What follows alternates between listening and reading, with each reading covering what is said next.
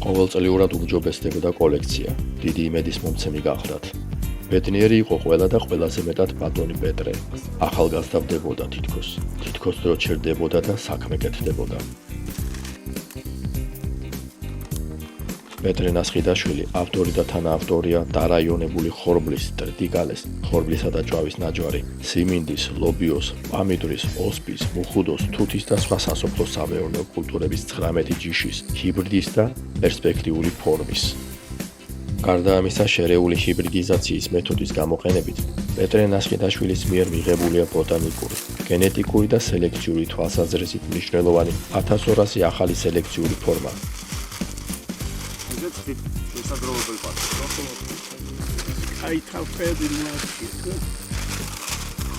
პეტრე ნასხიდაშვილი ავტორია მრავალი პუბლიკაციის, სამეცნიერო ნაშრომის და არაერთი წიგნის.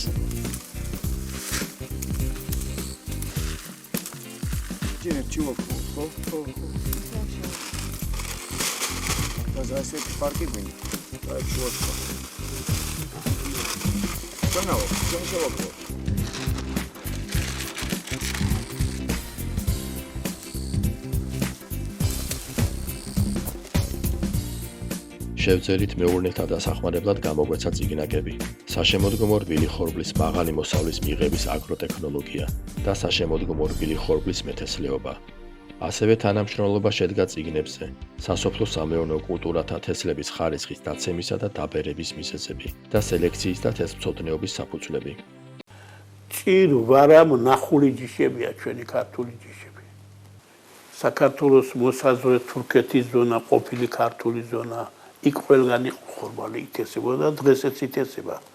თურქეთში ხორბალი ძალიან მაღალმოსავლიან კულტურად ითვლება. დასავლეთ საქართველოში ყველა რაიონში ითესებოდა, ყველა ზონაში ითესებოდა. ჯიშები არ არის სწორად შერჩეული. აი სწორედ ითესებოდა ადრე ხორბლის ჯიშები, აი ის ხორბალი უნდა იყოს, ის აღარ გვაქვს ჩვენ. პეტრე ნასხიდაშვილი, ეს სამაგალითო მეცნიერი და პიროვნება, საქართველოს უერთგულესი შვილი და დარგის უბადლო მცოდნე, დიდი სიყვარულით და პატივისცემით გახსენებას იმსახურებს. 2015 წლის 19 იანვარს ეს მშვიდი, შრომის მოყვარე და ახალგაზრდული შემართების ადამიანი 86 წლის ასაკში ყველასათვის მოულოდნელად გარდაიცვალა. მე ვისურვებდი ერთს პირველ რიგში. უნდა აღდგეს აი ეს სისტემა, რომელსაც ქვია სელექციური მიღწევების გამოცდის და დაცვის ინსპექცია, თესლის კონტროლის ინსპექცია.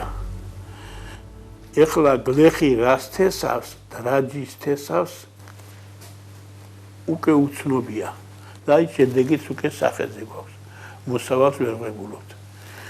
აი ეს ორგანიზაცია, ეს ორი ორგანიზაცია სელექციური მიღწევების გამოცდის ეს ჯიშთა გამოცდა არჩევდა ყველა ზონისათვის, ყველა რაიონისათვის ვარგის ჯიშებს და აძლევდა რეკომენდაციას, რომ თქვენ აი ეს ჯიშები დათესეთ და აწარმოეთ. მეორე ორგანიზაცია თესლის კონტროლის ინსპექცია გლეხს ნიადაგში არ შექონდა უკვე თესლი თუ ამ ინსპექციიდან არ მიიღებდა ანალიზის შედეგებს თუ რას თესავს. ეს აღარ არის. დაურაიონებელი ჯიში ითესება, ვისაც რა უნდა ის ჯიში შემოაქვს გარედან და შეიქმნა საქართველოში ეგრეთ წოდებული ქაოსური მდგომარეობა სოფლის მეურნეობაში. რამ შექმნეს? აი ამ ორი სამსახურის გაუქმება. აი იქ სადაც დღეს ჩვენ აქ ვიმყოფებით სელექციური მიღწევების გამოცდის ინსპექცია, თესლისა და ენერგიის ხარისხის სახელმწიფო ინსპექცია, რომლებიც აი ამას აწესრიგებდნენ. და ყველა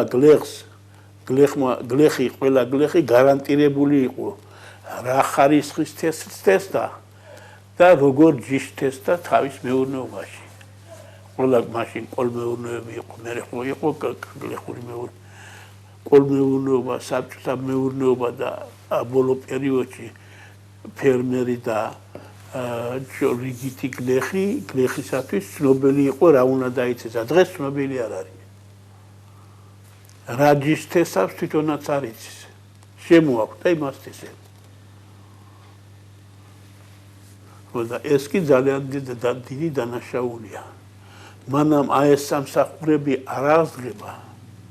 მანამ ამ სამსახურების საფუძველზე არ მოხდება სოფლის მეურნეობის მართვა, ისე უკვე ლაპარაკი გაუმჯობესებაზე, ლაპარაკი ზედმეტია. ეს ამბავი არის მცირედი, რაც შეიძლება ითქვას ქართული ხორბლის ცნობის ამომკითხველის ცხოვრებიდან, რომელთანაც ძალზე ხანმოკლედ რო გაკავშირებდა, სულ რაღაც ერთი ნაყოფიერი 5 წლები.